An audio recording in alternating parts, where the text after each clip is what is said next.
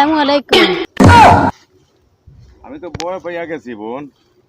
আপনি এই জঙ্গলের মধ্যে কই দিকে আসলেন?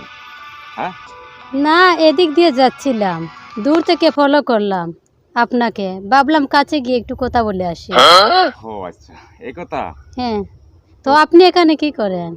না, এখানে এই জঙ্গলের একটু কাজ করতেছি, কারণ এই জঙ্গলের বাঘ ভাল্লুক এইসব আছে তো, তাই একটু পরিষ্কার করলে ওখানে আর বাঘ ভাল্লুক থাকবে না, চলে যাবে অন্য জঙ্গলে, তাই একটু পরিষ্কার করতেছি। বাঘ ভাল্লুক কি আপনার ভয় করে না? না, করলেও তো কাজ করতে হবে না, এটা তো আমার নিজের কর্ম। আপনার কি এই কর্ম? আপনি কি এটা দিয়ে চলেন? হয় এটা দিয়ে চলি। নিজের কর্ম ছোট হোক বা বড় হোক, নিজের কর্ম যদি অন্যের কাছে ছোট মনে হয়, কিন্তু নিজের স্বাধীনতা কিন্তু নিজের কাছে, কারণ কাউকে কৈফিয়ত দিয়ে চলতে হবে। রাইট।